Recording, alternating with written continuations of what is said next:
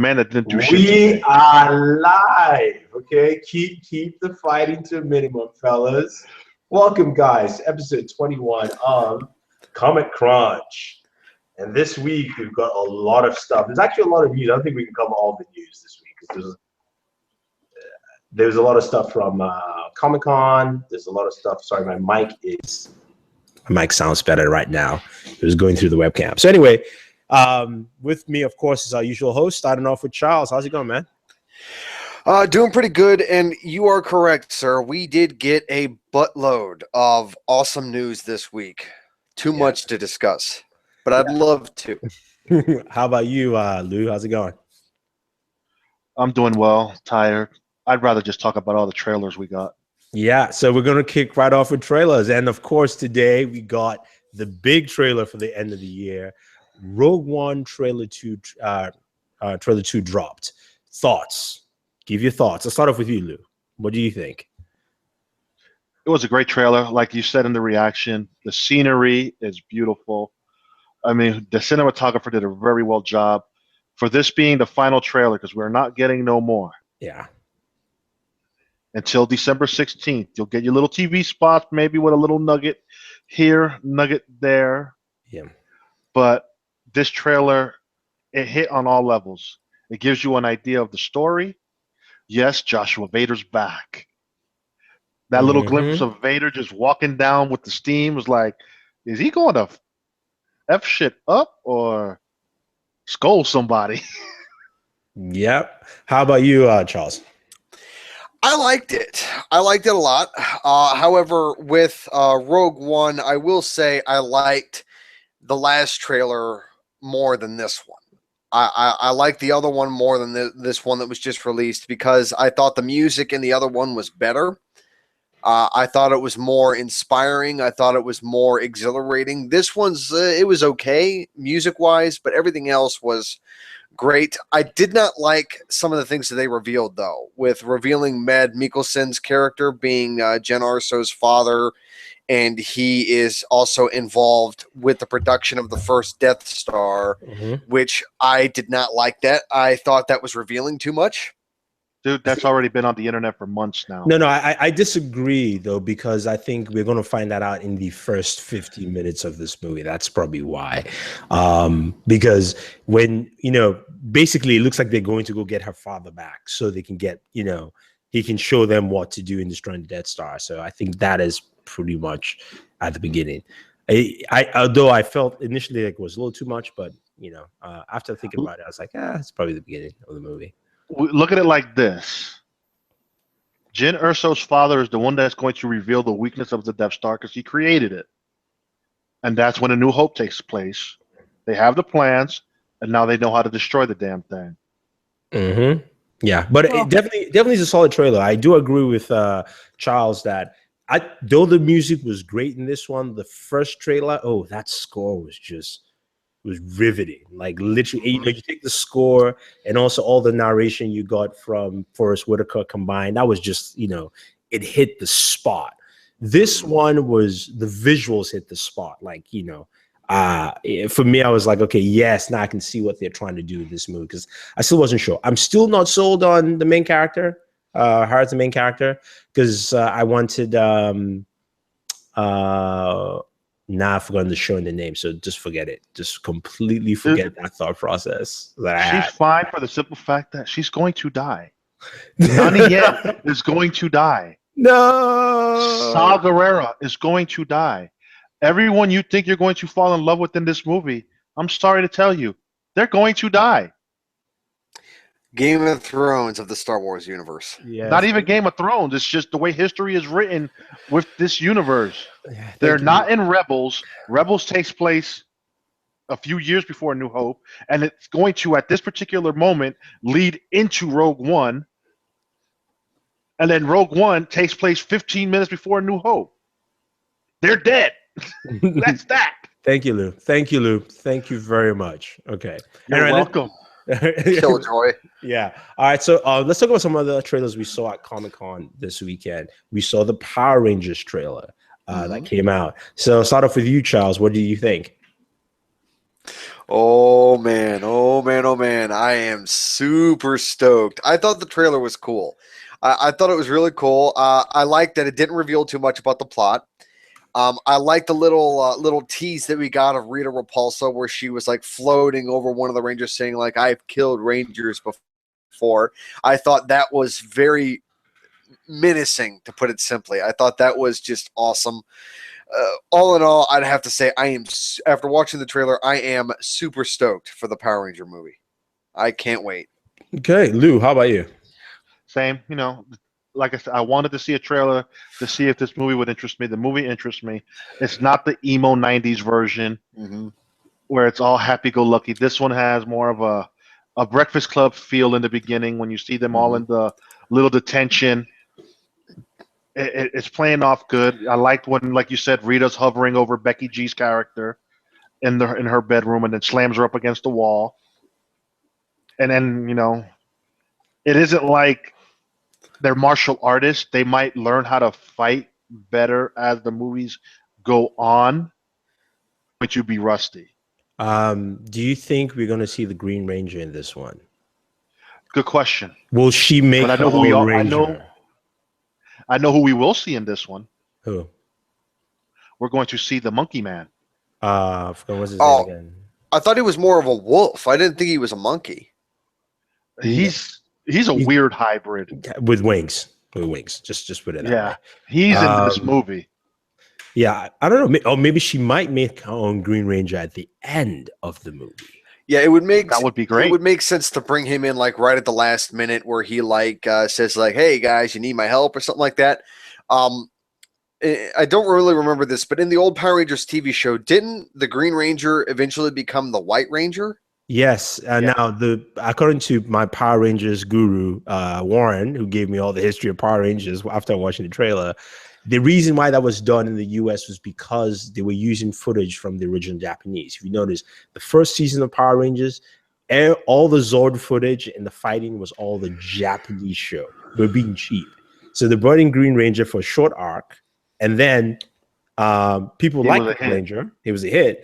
And they had to bring him back somehow because there was no footage in Japan for Green Ranger, because the storyline in Japan was Green Ranger and the Red Ranger were brothers. And they had beef, they fought, and eventually he died. So they killed the character off. So I would like to see if they make the Green Ranger the brother of the Red Ranger and kind of mix that in there, and have some of that sibling rivalry come in the sequel, especially if they just never liked each other from the get-go. Oh, poor Joshua. Yeah. So I mean, we'll see if it happens. But I definitely, just like you guys, I love the trailer. It was spot on. And if they do well, man, Lionsgate has themselves a superhero franchise right there. Boom, they're rolling. And these 6 movies, if they do it right. Oh yeah, easy. And you can always rehash, change it, have different, just like the shows. But I mean, you do it better, of course. You can always have different Rangers. Power Rangers in space, the Power Ranger ninjas, whatever the hell they were. Nah, let's not overdo it. Okay, let's just keep it on basic refreshes. All right. What about the Doctor Strange trailer? What did you guys think? The international one? The international one, yeah. I thought it was pretty good. Unfortunately, I did not watch it. Okay. I haven't seen it yet. So Lou? Oh, you poor thing. I liked it. Like I told you, it was worthy of being put on the website. Okay. Anything else? Any other trailers we got? I know we got Fantastic Beasts, right? No, sorry, that was we got the John Wick 2. John Wick 2. Yes. Thoughts on that, guys? I loved it. I'm looking forward to seeing. I might actually go to the theater to watch John Wick 2. Okay. I'm not sure how I feel about John Wick 2. I mean, the trailer looked awesome, but it looks like it's not going to be able to replicate the same atmosphere and feel of the first movie, which is part of what made the first movie so great. And I'm worried that because of that, it's going to slowly become more of a gimmick or something like that, where it's just going to be just mindless action and not really have a plot to it. I mean, I'm happy that John Wick has another dog, which happens to be a pit bull, because, well, I love pit bulls. I think that's awesome. But I'm just worried that John Wick 2 is going to be more just about the action itself, and that it's not going to have a plot line that makes sense. That's what I'm worried But about. neither did the first movie.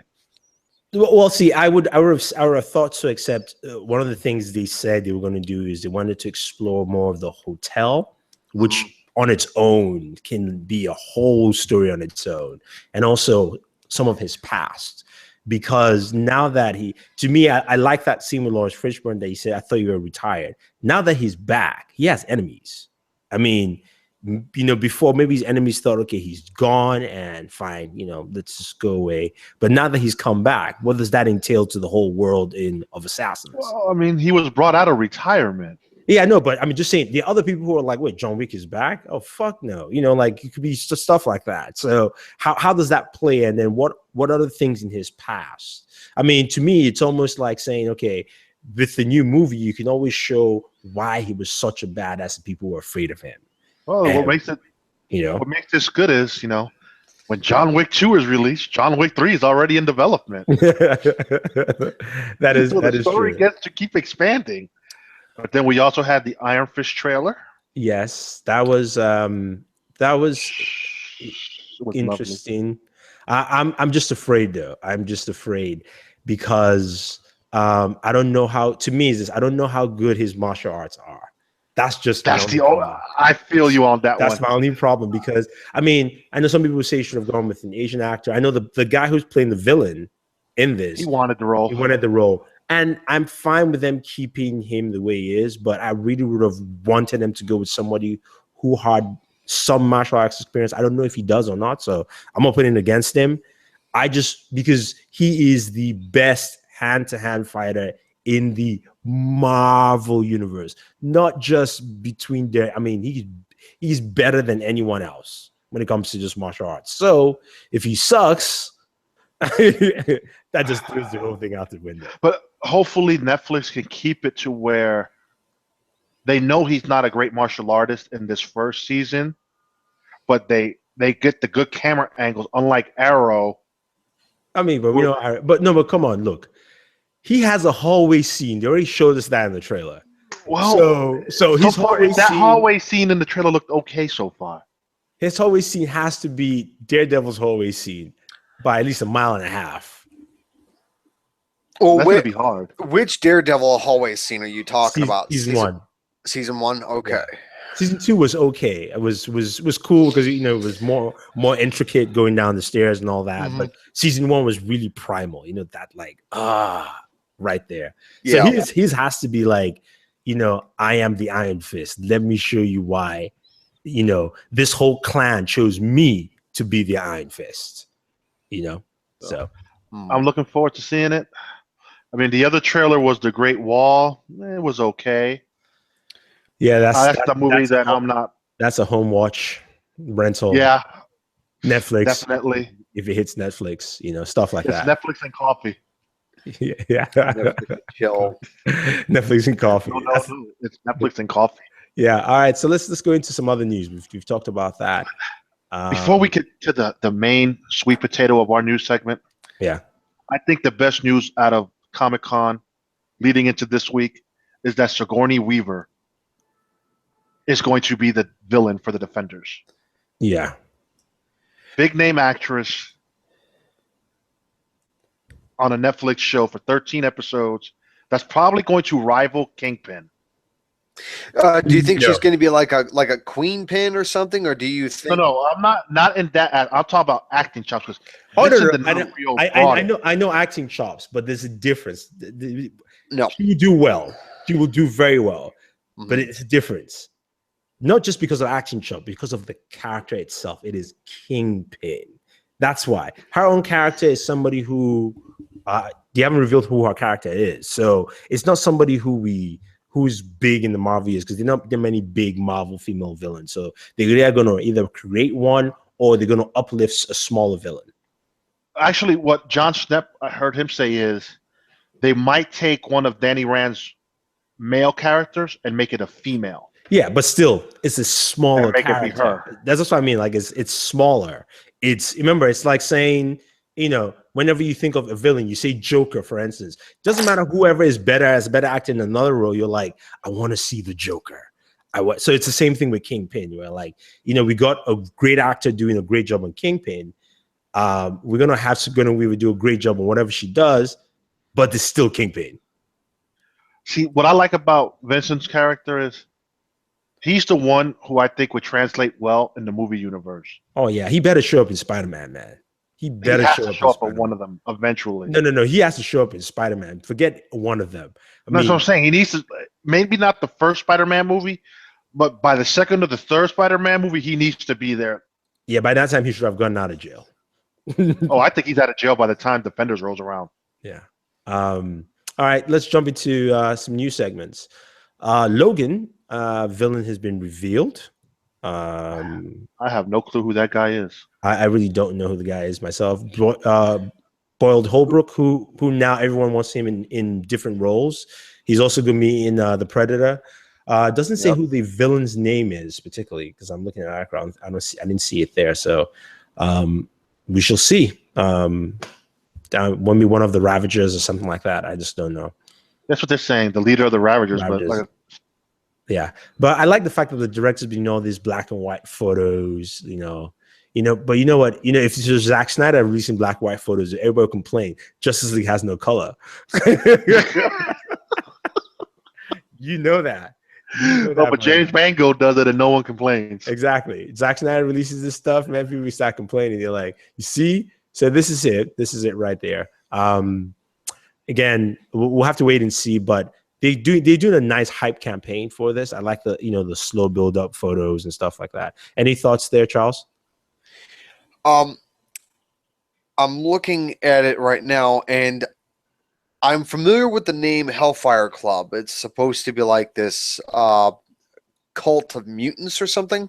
Yeah, Hellfire Club was featured in the first X-Men First Class, where what's his name again? Kevin Bacon played the leader of the Hellfire Club. But shoot, Emma Frost was in it. Emma Frost, Sebastian Shaw, I think, if his name, who just can absorb anything. And then you had I want to say Nightcrawler's dad. Nightcrawler's dad, and Nightcrawler's dad. What's his name again? Because he hooked up with Mystique, and that's Mystique is Nightcrawler's mom, by the way. Which, of course, the movie. She just let it out back then. Yeah. So, we shall see. We don't know much, but we'll definitely see how that goes in terms of the movies. Joshua says Snyder haters can suck. Yes, they can. And speaking of Zack Snyder, he released an image of Queen Mera in Justice League. AKA I did see that image. Amber Heard. So thoughts on it since you saw the image? I like it a lot. I really like the look of I like the whole armored tiara that she's wearing. I like her full body outfit. It looks all armored. It looks like she can kick a crap ton of butt or whatever. I'm trying not to swear here. But I would have to say that I thought that I liked the actress who played Mera in Smallville. I can't help but compare the two, because as far as we know, those are the only two versions of Mera that we have seen on screen.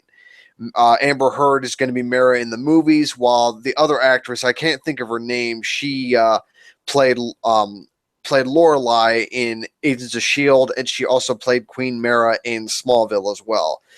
And I don't know, I can't help but compare the two. And I'm liking the Smallville version of Mera more. So I disagree with you. I would burn that with a candlestick. And then that Aquaman too. That was a terrible Aquaman. Water. I don't remember what you're talking about. I think I might have to do a refresh of all the Smallville seasons. It's all on Hulu. You can watch it on Hulu. All 10 seasons are on Hulu. How about you, Lou? It sucked. What? Don't care for her. Don't care for that image. It's honestly, dude, it's just a woman posing in front of a damn water. Yeah, we're not talking about the posing. Okay, look, this is them. Somebody doing the side by side. I don't mind Aquaman. Her costume looks great. I just don't care for it. It didn't do nothing for me. It's like, oh my god, Amanda Heard, yeah. No, bitch, go back to trying to frame Johnny Depp. See, I knew it. That's where the anger comes from. Look, I feel you, but we're just talking about the image. Forget that. She looks like Queen Mera. If you agree with that, yes or no? Yes, I agree. She does look like Queen Mera. So sorry, yes, she does. Get out of here. Hey, you guys can have your opinion. I have mine. I'll reserve the judgment when I see her in action. Hey, my points might change. Hey, 2 against 1, man. And your point is? You lose. Okay, moving. I don't ever lose. Okay, moving on. Let us take a look at Krypton. Krypton has released its full cast. We have the link for you guys down below. Any names that pop out? It looks like this is going to be going to Sci-Fi. 2017, right? Yeah, I believe so. Yeah. Okay. You know what? Now it makes sense. They dump Expanse on Netflix, which is our next topic. Yeah. Well, because the money. The money. So, and also the cost of. So, the cast on Krypton is young, and also mostly people are not people that we know as major actors. Expanse, which is our next point, is moving to Netflix, and Netflix is going to expand Expanse on a much bigger scale, which I'm all for it, which means at least I'm getting 10 episodes at once.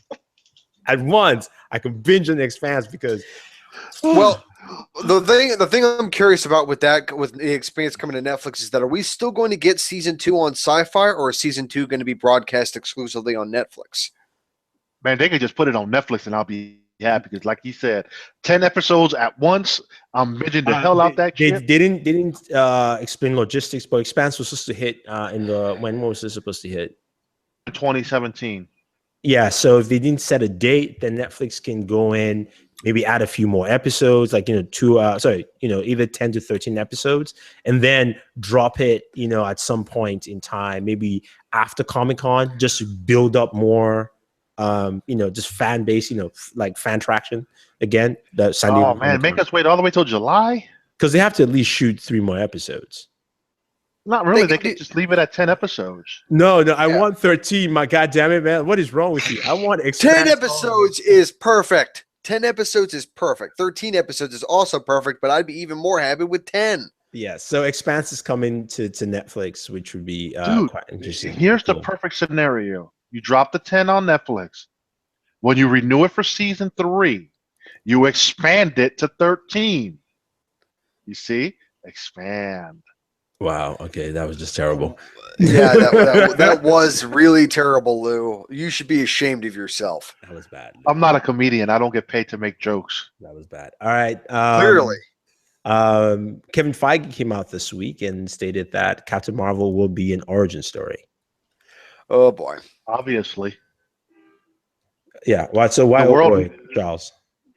Because we've had enough origin stories, man. Just get into the meat of it. We don't need another freaking origin story. I mean, hell, Doctor Strange is getting an origin story, and nobody asked for that. No, Doctor Strange. Okay, but you need origin stories for these 2 characters. Doctor Strange, you need an origin story because people have to understand the weirdness. They do. All right. I'll give you that. Yeah, you gotta understand the weirdness, and also Captain Marvel. Sorry. You almost have to do an origin story because of how powerful she is, and she didn't show up because of what? Doing all this crap that's happened. So you have to basically create her brand new, because if she has been around for a while, or some people were speculating about Blue. What's his name? Is it Blue Avenger or Blue something? He's a Marvel hero who's the strongest. He's the Marvel equivalent of Superman. And he'd been around since 1940s. And everybody's like, where was he when everything happened? You can't. Mr. Marvel? Oh, no, Mr. Marvel. Blue Marvel. Blue Marvel, yes, is his name. Yeah. I mean, he's basically just the black Marvel version of Superman. And he was just not doing anything since the 1940s. So, I mean, I don't know about her. I wouldn't mind the origin story. We know it's going to change a lot, because she's not going to be trapped in a room with a Kree with an exploding device. Yeah, I think it's not going to be a typical origin story. I think we're getting her first still in Infinity War, and then I think we're going to see some of her adventures back and forth. So it's going to be one of those mixing origin stories with. So it's the same thing like the Batman. The Batman will be an origin story for this Batman mixed in with Deathstroke terrorizing him at the same time. So basically, it's going to be like Wonder Woman, in a way. No, Wonder Woman is a straight up origin story. Yeah, Remember, but Wonder Woman is also a timepiece origin story. Yeah, but see, like I said, with the Batman, it literally is like he can be fighting Deathstroke, and then we get a flash of how maybe not the Robin dies, but maybe something else happened in the past, you know? So you're getting that back and forth look. So we could get that with Marvel. Really, Joshua? That's not a fair fight. Key question: Batman versus Luke Cage, who wins? Batman. Batman might win because the tactical side of it, but out of brute strength, Luke Cage would win. No, if you're talking about the TV version of Luke Cage that they have, Batman will win. This Luke Cage is not that tactical. He is not that tactical. I'm sorry. Like my buddy was watching the last episode of Luke Cage, and he was like, the whole time he couldn't just rip the power source from his back. Really, Luke? You were just looking at it the whole time?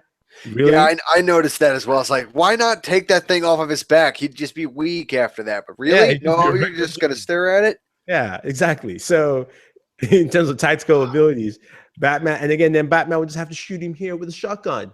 Boom, knock him out. Done. And then, or Batman was like, oh, really, you want to fight me? Yo, Supes, man, where you at? Done. Oh man! See already. Sorry. There you go, Joshua. Done. Case closed. All right. A couple more story points this week. We got some new Power Rangers posters. We'll have the link for you down below.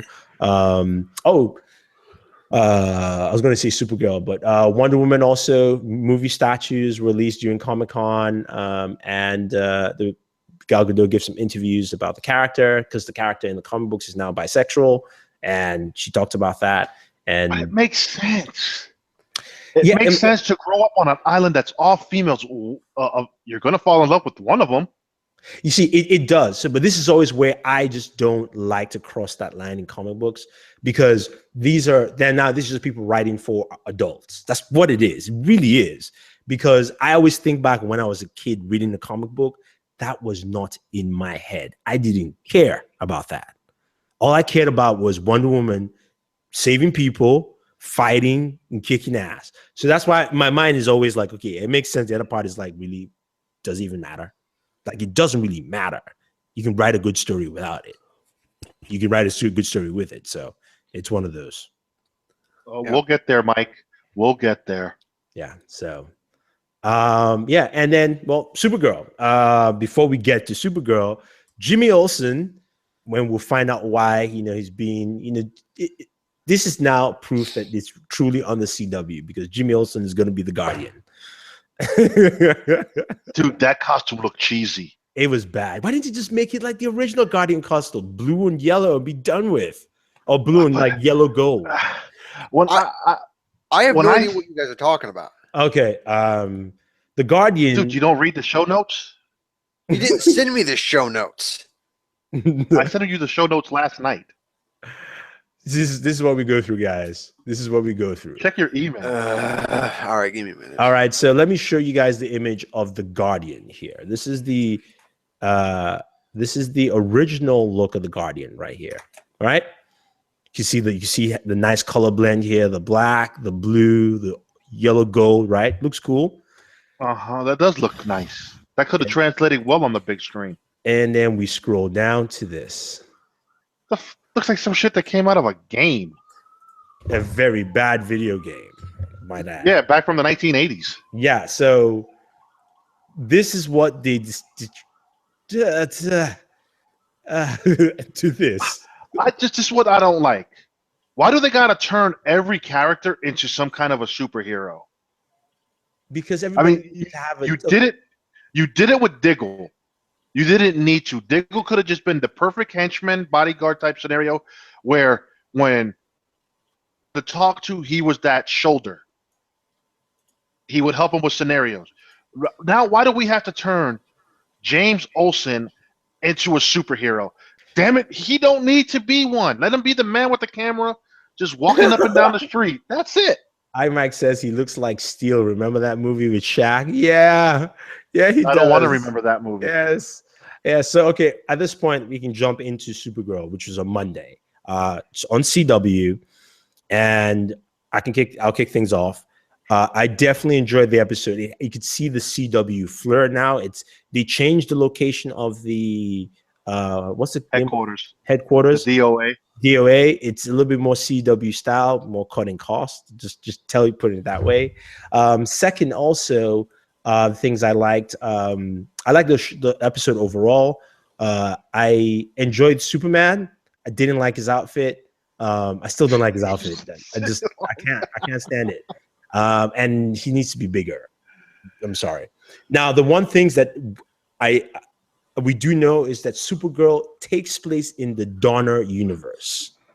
Takes place in the Donnerverse, because the first note we got was when Supergirl's friend, what's his name, the tech guy, because there's always a tech guy in every show. Wayne Asked him, how did he stop the earthquake that Lex Luthor set off? That is straight from Superman 1.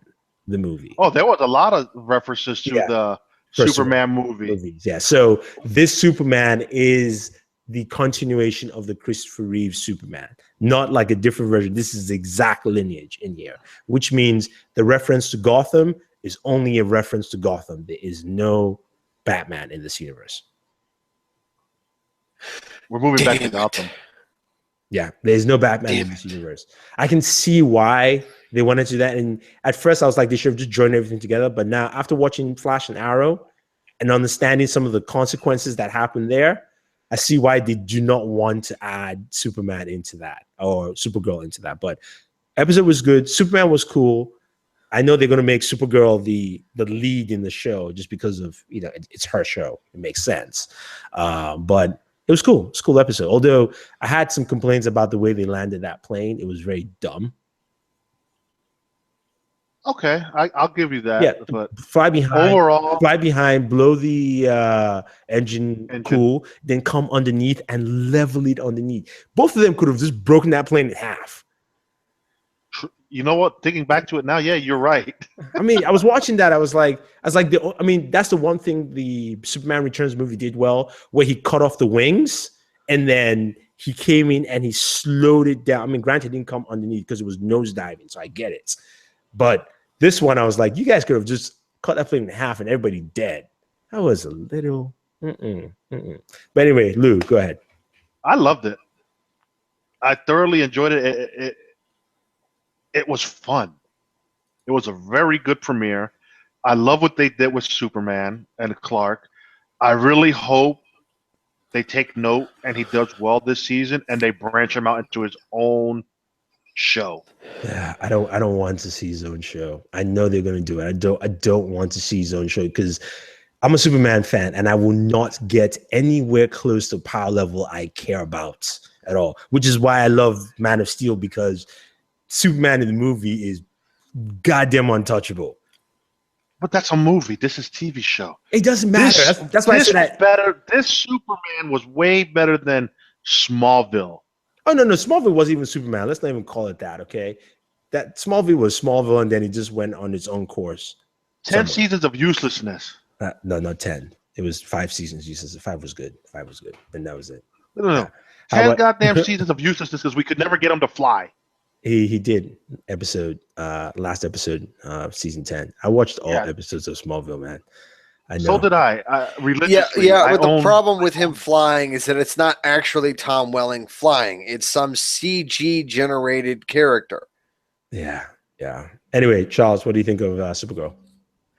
I liked it. I liked the premiere quite a bit, actually. And although I know that Kara ends up becoming a reporter in like most interpretation of the character, but it seems like it just seems like she's copying her cousin, and that kind of bothers me. That kind of bothers me, and it kind of makes me say like, well, sure, you can be a reporter, but that would be just being like your cousin. So why not try to be something else?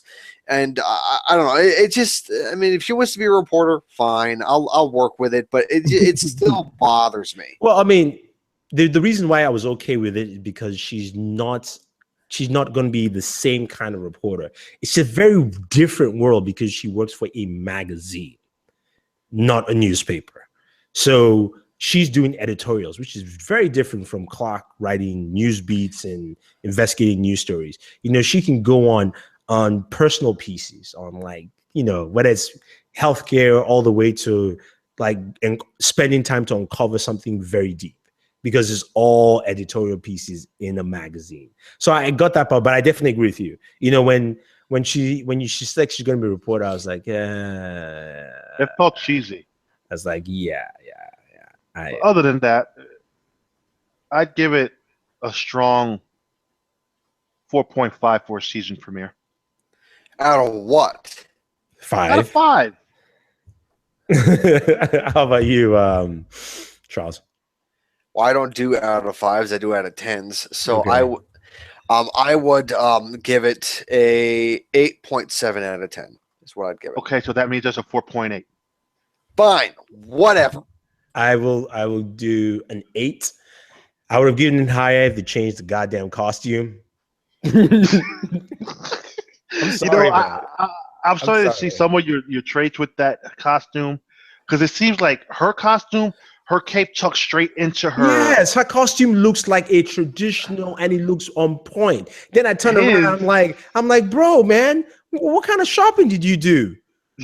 His cape looks like it just latches on. I was like, I know Mama Kent's getting old, man. She blind and she can't sew it in, or you just had to tape it up. I mean, what is going on?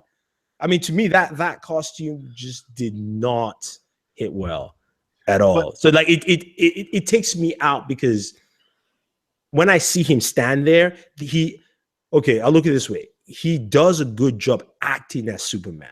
But when he keeps quiet and does the Superman pose, he does not look like Superman. He looks very small. He also looks, not that he's a small guy, I'm just saying how he looks. Whether it's the costume combined, I don't feel the presence. So I'm like, okay, when he starts talking, I'm like, yeah, all right, you sound the part. You do a good job there. But in the action sequences and stuff, it just didn't hit me. Were you intrigued with Lex's sister? I mean, they've played that role a bunch of times. We know she's going to go evil at some point. Lex the whole family always does that. But, you know, they played the sister role in Smallville too. They had the sister there. She was just straight up evil in Smallville. Yeah. And they brought in Miss Teschmacher, did that famous Miss Teschmacher yell, so. So it was cool. It was cool. And, for what it is, I definitely enjoyed it. If anyone's asked me which Superman I prefer, of course, I'm going to take Henry Cavill, the movie version. But for the television, I'm fine with what we got. Well, definitely. All right, let's move on to Flash. Flash was Tuesday.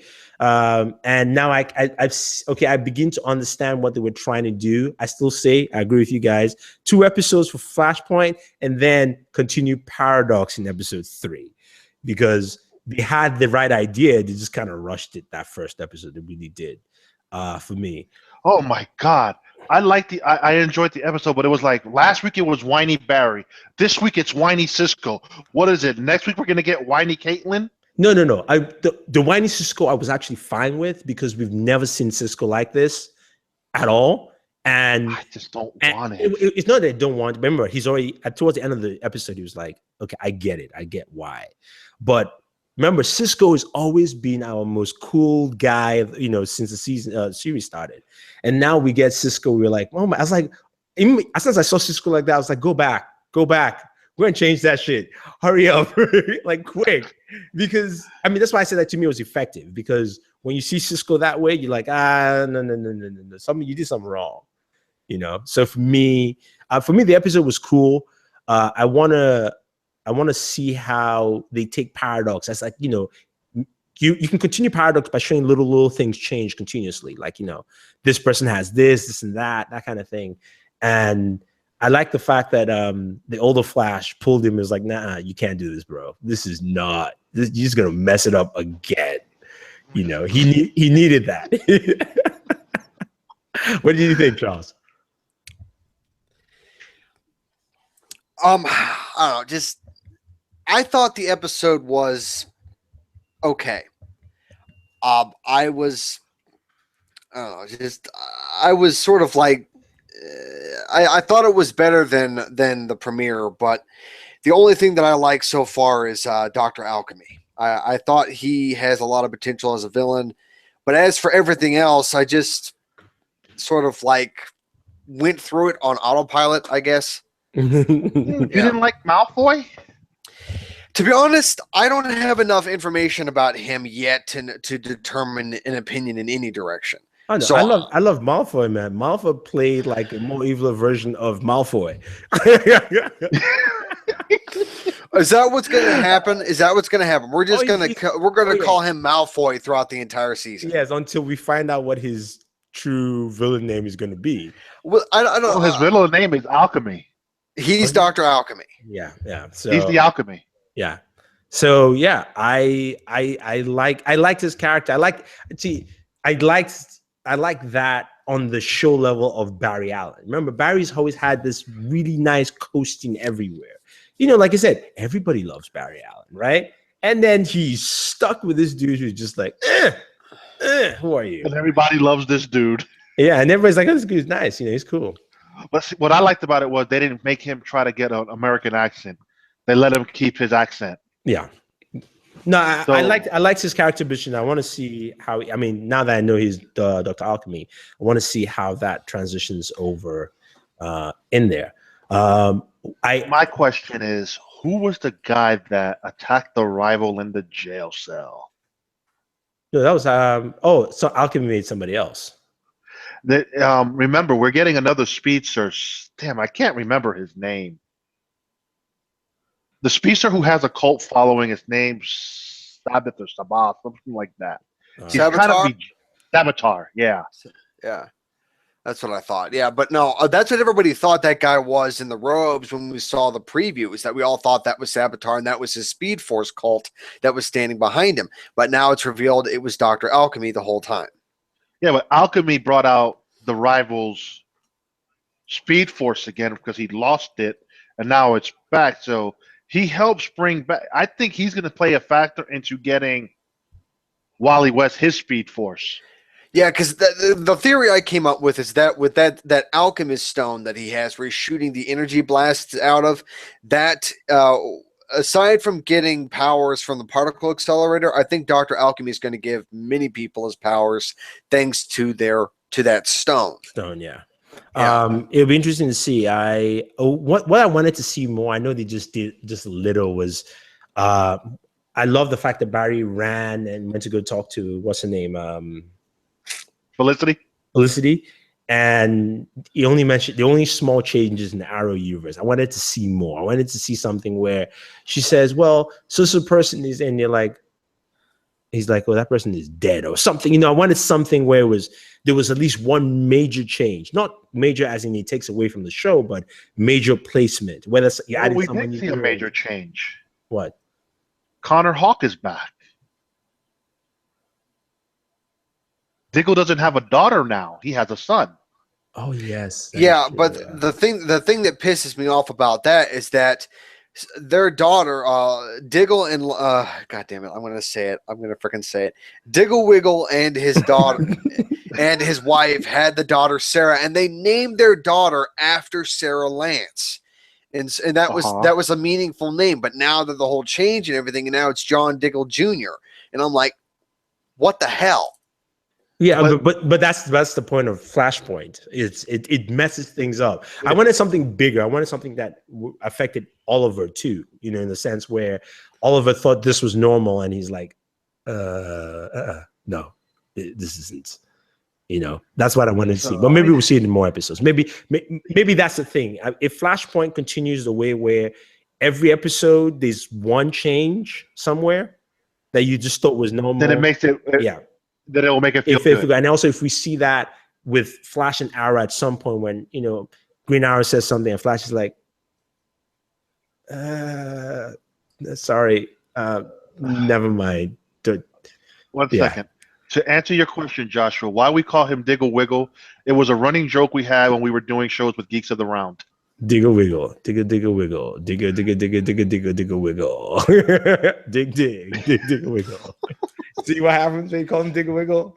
All right, but it was the Wiggle Diggle Junior show. Yeah. So no, Flash was cool. I definitely liked it. I liked it more this week than I did last week. And if those 2 episodes would have been a 2-hour block for the premiere, it probably would have flowed better. But granted, this is CW; they don't do that.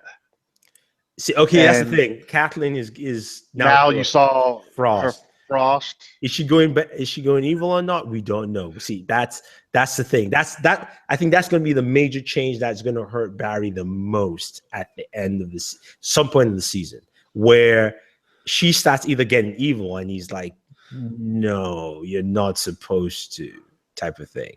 But see, that would be a good change going into season 4. Yeah, exactly. Not even season 4, even halfway through the season. Like, it all depends on how they play, right? Maybe he can now bring her back. That would be half of his fight all the way through. But he can't change the timeline no more. I mean, he just got coached by Doppelganger Papa, who said, "No, I meant like I ain't gonna be like your daddy." Like, talk her back into it. I'm not saying that he's going to change the timeline. He's stopped completely. The person who's going to mess up the timeline is eventually when they do a crossover between the movie and the TV universe and just mess up everything. Well, I'd give this episode this week a 4. Yeah, I'll give it a 4 too. And Charles, what number are you giving from 1 through 10? I would have to give it a 7.5 out of 10. Okay, 3.5. Yeah. Bam. All right, diggle wiggle, diggle diggle diggle wiggle, wiggle wiggle diggle diggle wiggle wiggle. Move on to Arrow. No. Agents of S.H.I.E.L.D. My bad, sorry. Agents of S.H.I.E.L.D. this week. It felt a little slower this week, but it was still paced well. It was a little slower. Okay, I'm pissed with Homeboy, man. Which Homeboy? Look. Are you talking to Mac? Mac, you like her. She digs you. I mean, yeah, she said it. She said it. She's like, I mean, there's nothing between us, so what the hell? I was like, homie, what's your problem, man? You being all Mac is too self-righteous, man. He is more self-righteous than Captain America and the Patriot, who is their boss, combined. Mac needs a little bit of diggle wiggle juice. Diggle wiggle, wiggle wiggle diggle, diggle diggle wiggle, wiggle wiggle diggle. You know what? You know what? I am so sorry for bringing that up. I regret it already. How about you, Charles? What do you think of the episode? I will talk more, but what do you think of the episode? I actually liked it a lot. I liked the stuff that was going on with May, Simmons, and Radcliffe, I think is his name. I liked that a lot. I thought that was cool. However, with the whole Inhuman Resistance doing their whole blackout things from the get-go, I knew it was the Watchdogs. I knew that's who it was. Because it was obvious. I mean, because the Inhumans want to be able to, for the most part, want to coexist with humans. They want to just be able to live in peace and be left alone. That's all they want. They're not going to just do what these Watchdogs did. So the Watchdogs obviously did what they did to bring the Inhumans out of hiding so they could kill them. And I thought that was too predictable for my tastes. I didn't really care for it. And then I had a problem with what was going on between Gabe and Daisy, where Gabe was found out that Daisy was Quake, and he told her to stay away from her brother. And I understand why he did it. I just didn't like that he did it. I just didn't care for it. That felt too like, oh, you're not good enough for my brother to be around. If you only knew, kid, what your brother was doing in the moonlight hours. Yeah, pretty much. That's how I felt about it. It was forced only because she left. She should have stayed. See, she's been doing this, I'm badass, I don't care. And again, she was supposed to try and solve something with him anyway. So she should have been like, yes, but you have no idea what your brother does. So don't throw stones and just stay and be done. Well, then of course, with her running away like that, then what was the whole purpose in getting in the car with him in the first place? I know. Well, remember, they were going to go to the facility that he mentioned at the end of episode 3. But then the blackout takes place, so he had to get back to his brother. You see, you got to love those old Chargers, boy. Straight carburetor. Ain't got no electric in them. They keep running. Yeah. So, I mean, it's, you know, it was a good episode overall. I think it was entertaining, but those little things were a lot annoying. I have one little issue. Mm-hmm. When Matt came in there straight bucking people with that crowbar, he should have cracked some heads open. No. He was swinging hard. No, that's not why I got issues. When did Fitz know how to fight? Exactly. Is it because he went into another universe and like at least showed me he was training once with Mac? I mean, with May or something. I mean, Fitz just out of nowhere. I was like, and then the second time they went and fought all those guys, he now used the fire extinguisher. I'm like, yeah, that's more like Fitz, not stabbing people with a knife. Actually, I think it was stabbing somebody with a pair of scissors. Whatever it was. Like, yeah, I wondered that as well. It's like, Fitz, where the hell did you learn how to do that? Exactly. I know. Maybe he learned it from Diggle Wiggle, Wiggle Wiggle Diggle, Diggle Diggle Diggle Diggle Wiggle. Sorry, I had to put that in there. How did Coulson get his hand off the steering wheel? I think there's probably like a manual lock thing that this guy has. I mean, it probably is. But yeah, it was a fun episode. It was good. It was good. Moving on to now, I'm curious. No, before we move on. Wow. The statue at the end. What statue? I think that's going to be, bro. We saw the antagonist of the group, who's leading the watchdogs, the senator. Yeah. No, not. Oh yeah. Yeah. You mean the emulsified Inhuman? Who will he be? Will they tie him to the royal family? No. I think he's going to have some kind of significance coming forward. He will, but I don't think they tie him to the royal family yet. It's just going to be a powerful Inhuman. Right now, they're not following any script that ties into Marvel Universe per se. All their storylines are their own. They're placing characters in there, but their storylines, nothing connects to the Marvel Universe right now in Agents of S.H.I.E.L.D. Nothing. So it's just it doesn't have to be somebody from the royal family or anything like that, because we still don't know if they're going to do an Inhuman movie. So I think right now it's an Inhuman, and they can make him whoever they want. But what I think we are going to be leaning towards too, and it's going to be probably in the second half of the season, Coulson and the group are going to meet the Defenders. They're playing this up big time. Maybe. Now, if they do, that would be on point. It would make sense, but also not make sense because anyway, we'll see. We'll see how that shows. It's a TV universe, so it could work.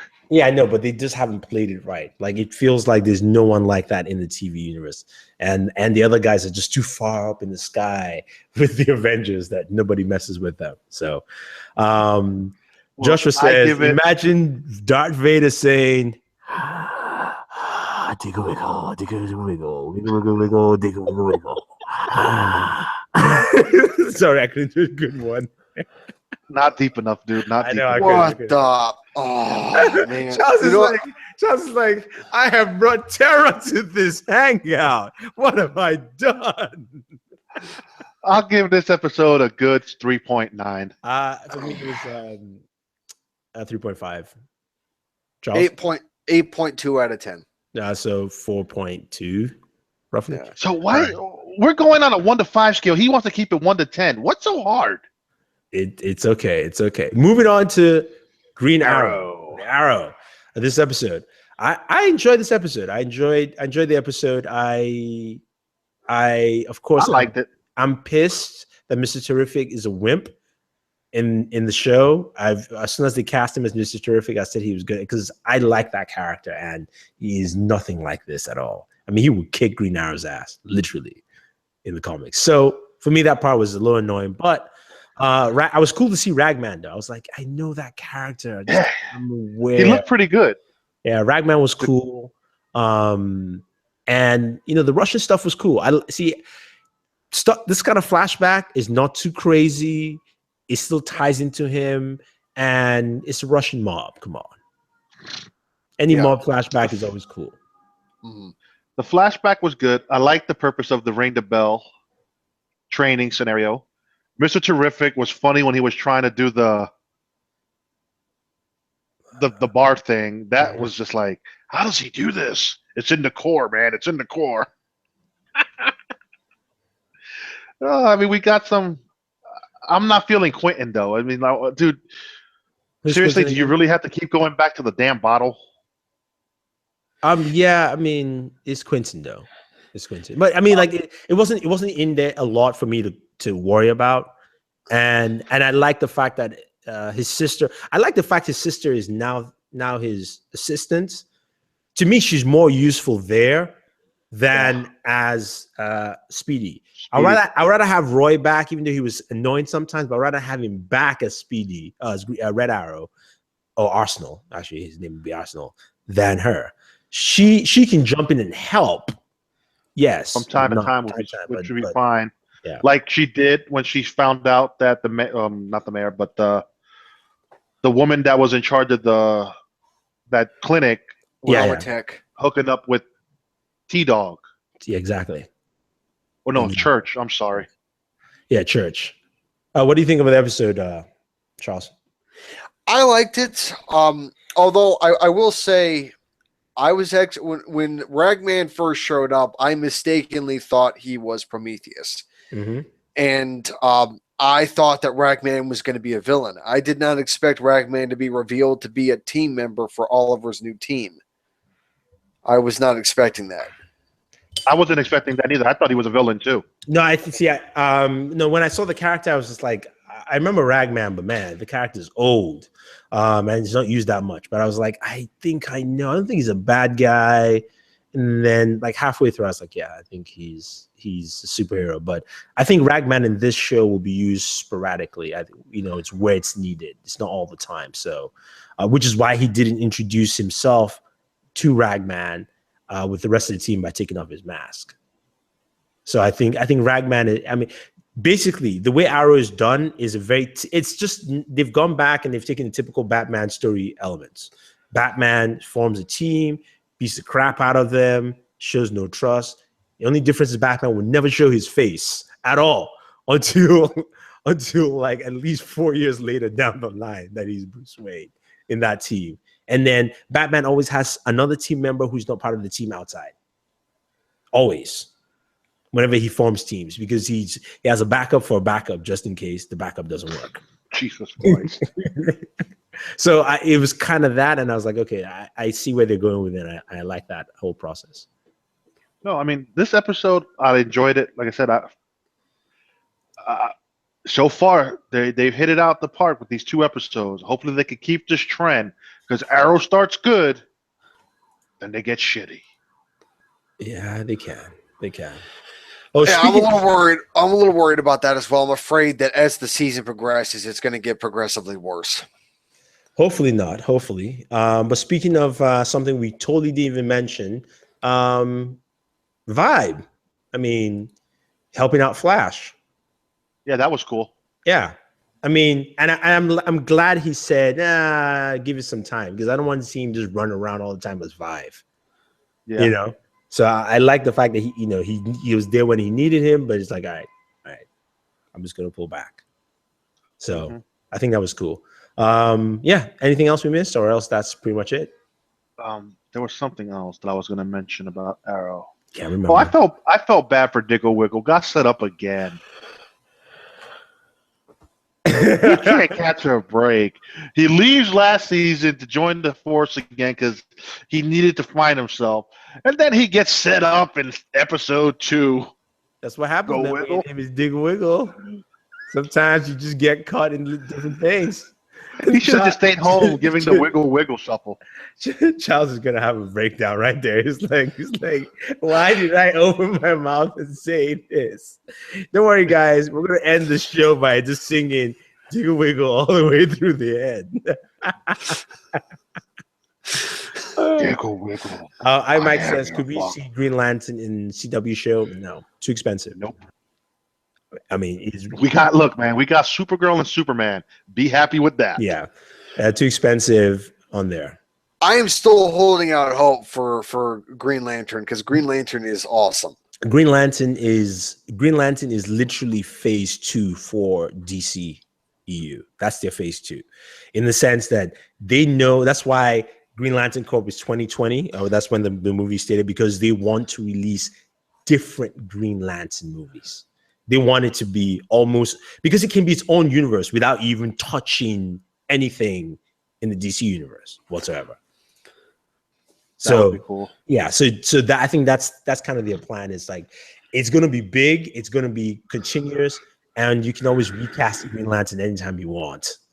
I mean, right now in the comic books, they have 5 human Green Lanterns. There's Hal Jordan, Guy Gardner, John Stewart, the Arab guy, and a woman. There's 5. What happened to Kyle Rayner, whatever? 6. Kyle Rayner. I know he did something. I don't know whether he died or not. I can't remember the comics though. So there's 6 Green Lanterns out there. Humans. Damn, that ring makes its way around town. No, Green Lanterns die like tap water too, by the way. Especially when a bad guy who's strong enough comes by, Green Lanterns just die. The recent one was the one where Hal Jordan made his own ring. That was them solidifying him as because they've done this switch in Green Lanterns in terms of who's the strongest. Kyle Rayner basically took all 5 colors of the rings and made it one. And everyone's like, Kyle Rayner is the strongest. Hal Jordan didn't have a ring, so he took a tool from the Guardians, and then he went and out of his willpower made a ring on his own. And everybody's like, okay, yes, Hal Jordan is now the most strongest. So that's how they always do it. It's between those two, they swap left and right. I saw something where he could fly to Mars in 15 seconds. Who? Green Lantern. Which one? They just said Green Lantern. Oh, could fly Mars in 15 seconds? Yeah, from Earth to Mars in 15 seconds. That's some hella flying. Damn, I thought Superman was still the fastest flyer in their universe. Damn, that's fast then. I think you pointed out that Green Lantern was the fastest when he went through multiple systems just to get to one part of the universe. Yeah, but you know, they always use, like, anytime they fly long distance, they use their ring to create like super light speed spaceship. Like, instead of you flying yourself, you're like, whatever, I'll just make a spaceship that'll just teleport me there. I mean, because technically you could do that if you had a Green Lantern ring. If I had a Green Lantern ring, woo, I would at least just make money, just rain in my apartment all the time, so I feel rich. Be like, I wake up in the morning. You know what? I would want Doctor Strange's power, because I would open up a portal, go into the bank vault, empty that bitch out undetected, come back home and be making it rain. Okay, guys, we're not talking about. See, I said I would make my own money. This one here is talking about thievery. How about you, Charles? Since we now decided to pick powers, who would you pick? Whose powers I would pick? I would have to say I would. Are we talking about Marvel or DC powers? It doesn't matter. Don't matter. It doesn't matter. It doesn't matter. It doesn't matter. Yeah. Okay. Then I would have to say I would go with Batman. I'd go with Batman because he has no powers. He's just smart and rich. That's what I'm saying. he's like, I didn't care about that. It's just, I was like, I'm talking about the whole Bruce Wayne package. Isn't that what it is? That's what I'm saying. Because when it comes to actual powers, there are just too many options. I'd rather have them all. But if I had to pick one, I'd rather have like athleticism, skill, and a shit ton of money. I mean, I'll stick with my Eye of Amanto or whatever. The Eye of Amanto, be able to go through places in an instant. See, I gotta go to the grocery store. Open up a portal, I'm there. We see why Lou doesn't have superpowers. Lou talking about thievery. It's true. I'm smart. No, I mean, like, look, if I went to have powers, I would still do the good. I'd love to have Superman's powers, but actually what I would like to get, and I know if it falls into my hands, a few wrong things will happen. Professor X. Woo! Lou, don't give me that. Don't give me my control, boy, because it's over. Lou having powers. Like you can't.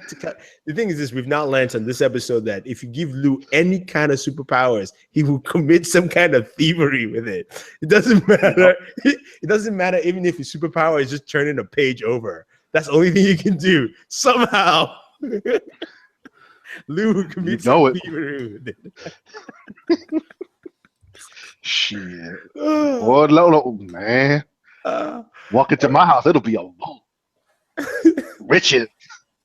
This is why when that alien comes, he's gonna fly past your house. And go to your house. He's like, "Oh, that's Lou." Nah. Anyway, guys, it was a fun episode. Thank everyone for chiming in. Mike, Joshua. Yeah, it was fun, guys. That's right, Mike. Yeah, that's right, Mike. We're gonna have our Westworld and Westworld's on Monday, and then Walking Dead Sunday night. Yes, Sunday night, the 23rd. I think it's a 90-minute premiere. I'm not sure. Yeah, whenever that happens, we'll give you guys information. Just check on Twitter, and we'll give you a heads up. Next week we'll give you the Legends of Tomorrow season premiere review. Yeah, that'll be first before we do Supergirl. Yes. All right, guys. Thank you very much. Subscribe to the channel. Check out and follow all of us on Twitter. It's OnBoored here from me and Charles. It is Charles. I'm correct, right, Charles? It's Charles G-O-T-R. Charles G-O-T-R. Charles G-O-T-R. And then that's loose shit over there. End of story. Yeah. All right, guys. Thank you very much, and always enjoy your entertainment. Bye-bye. Oh, continue. Stop.